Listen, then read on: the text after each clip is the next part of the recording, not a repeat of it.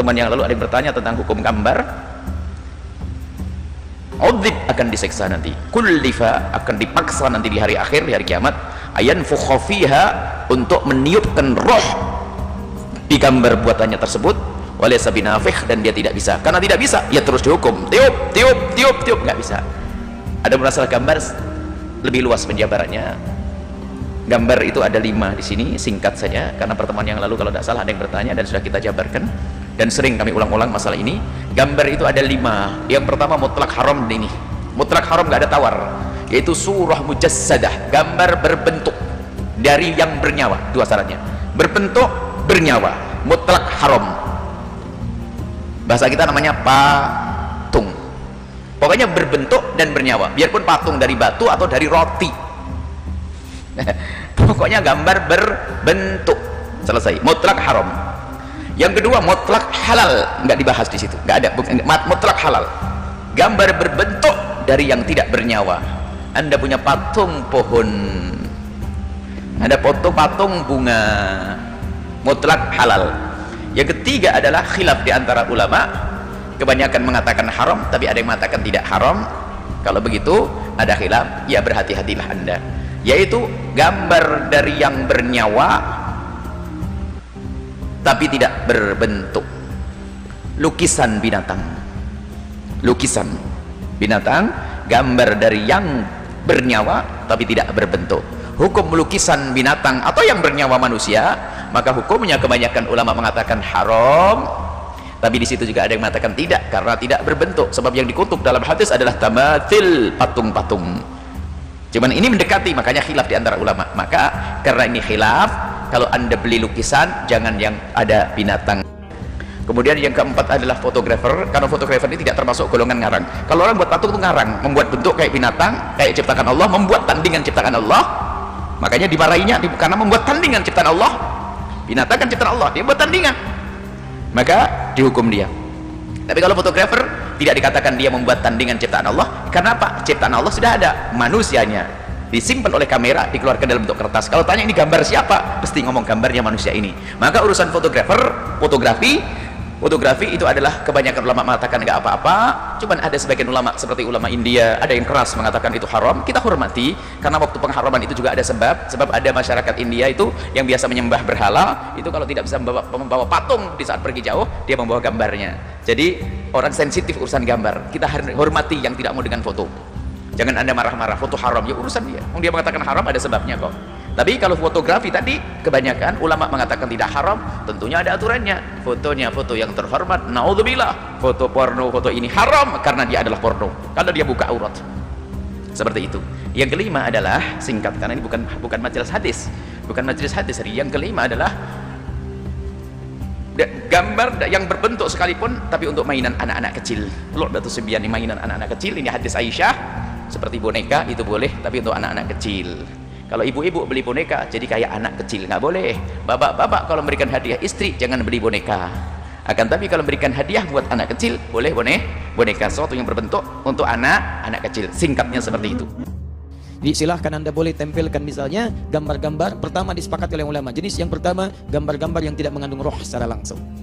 Pohon, lukisan misalnya bunga, itu kan, masya Allah bunga tulip, ya begitu dipasang di situ kelap-kelip, tulip. Kemudian misalnya ada bunga mawar, ya bunga melati, semuanya indah. Pasang macam-macam, itu nggak ada masalah di situ. Tapi ingat, hukum yang sebelumnya berlaku. Jika gambar itu pun menghadirkan pengkultusan. Duhai bunga tulip yang tulip-tulip di malam hari dan kelihatan cahayanya itu, aku hadirkan di rumah ini. Duhai berikan aku kekuatan. Masya Allah, dengan kekuatan bunga tulip aku akan menghukummu. Misalkan istri marah pada suami, wah muncul. Nah itu pun nggak boleh. Terjadi percekcokan antara suami dengan istri, melihat bunga tulip, muncul misalnya imajinasi, marah istrinya. Kenapa mah? Dengan kekuatan bunga tulip aku akan menghukummu. Misalnya, nah itu nggak boleh. Jelas ya? Teman-teman sekalian, kembalikan. Kullu suratin laysat muttasilatal hayati ka suratil yadi wa haddiha mathalan awil aini awil qadami ya fa innaka la tuhramu li annaha laysat kamilatal khalqi. Atau jika Anda ingin bikin sketsa yang tidak sempurna boleh. Ya, misalnya mohon maaf ada gambaran-gambaran misalnya sebagian tidak sempurna, wajah tidak ada misalnya, bagian tampaknya, sebagiannya gambar. Itu enggak ada masalah. Enggak ada masalah, seperti buku-buku tampilan atau brosur-brosur tampilan ya yang sifatnya gambar bukan foto ya, sifatnya gambar. Nah itu Anda misalnya hilangkan sebagian, itu sifatnya disepakati tidak ada masalah. boleh, sah-sah saja. Ibu bahkan misalnya, maaf, kan ada jualan pakaian kan? Jualan pakaian tuh kadang dilekatkan ya pada ornamen-ornamen ya supaya ukurannya pas. Nah contohnya ini nih, ya ada misalnya patung-patung, sebagian yang dipakaikan itu kalau sebagian tidak lengkap masih boleh. Tangannya hilang misalnya kan, baik tinggal badannya saja begini, ya wajahnya sebagian disamarkan, itu boleh, itu boleh. Baik, ukurannya pas seperti ini. Oh baik, cocok ya, coba cocok nggak Pak? Oh ini aja ukuran Bapak cocok, masa Bapak enggak? Baik, jelas ya? Baik, Pak kalau Bapak mau pakai yang itu aja tuh, itu yang lebih cocok tuh, lengannya masih ada, pakaiannya ada, wajahnya ada. Saya nggak mau itu patungnya haram. Baik, tapi patungnya yang haram, pakaiannya tidak. Jelas ya? Baik, jangan Anda berikan tulisan, coklik di foto, ingat ya, ini barang haram. Masya Allah, tidak, bukan keadaan yang harus diperbaiki di situ. Jelas sampai sini? Baik, teruskan. Nah, kemudian qala al-ulama wa yustathna min at-tahrim la'bul banat lima thabata an Aisyah radhiyallahu ta'ala anha anna Nabiy sallallahu alaihi wasallam tazawwaja wa hiya bintu 7 sinin wa zuffat ilayhi wa hiya bintu 9 wa la'buha ma'aha wa mata anha wa hiya bintu 18 sanah. Teman-teman sekalian, maaf. Dan yang ketiga disepakati yang tadi saya sampaikan, mainan-mainan bagi anak-anak itu tidak ada masalah. Jadi kalau Anda ingin sekolahkan anak atau anak di pelajaran sekolahnya ada kelas menggambar, kelas melukis, tuh anak-anak itu tidak ada masalah. Karena anak-anak itu sifatnya dia belum dihukumi dengan sifat-sifat hukum. Dia belum ada sifat balighnya. Itu hanya penjabaran untuk melatih bagian-bagian dalam tubuhnya sehingga responnya cepat, stimulus otaknya, macam-macamnya, ya dan seterusnya. Sehingga dengan itu diharapkan perkembangannya menjadi lebih cepat, motoriknya dan seterusnya. Nah, ada juga turunan dari ini. Semacam Anda misalnya mengambil jurusan-jurusan yang spesifik menghadirkan maslahat. Misal tadi Anda ingin misalnya berdinas di kepolisian atau di militer untuk sketsa-sketsa tertentu, ambil jurusan itu di desain grafis, boleh, nggak ada masalah. Untuk hal yang sifatnya maslahat. Kecuali kalau tujuan Anda masuk di kampus itu untuk menggambar hal-hal yang tadi tidak dibenarkan, itu yang haram hukumnya. Di keahlian Anda boleh dipakai dengan hal-hal yang dibenarkan secara agama. Tidak dilarang Anda masuk desain grafis. Silakan aja. Dan pakai itu untuk hal-hal yang membantu agama, boleh. Silakan bikin desain, arsitektur, hal-hal yang dibenarkan, sketsa-sketsa yang bagus, hal-hal yang memberikan gambaran maslahat, itu gak ada masalah, silakan. Sah hukumnya. Ya, jelas. Mendahului aku, kata Allah Subhanahu wa taala. Orang bunuh dirinya mendahului aku. Maksudnya apa maknanya? Allah yang Maha menghidupkan dan Allah yang Maha mematikan. Al-Muhyi, Al-Mumit huwallah. Al-Muhyi yang Maha memberi kehidupan. Al-Mumit yang Maha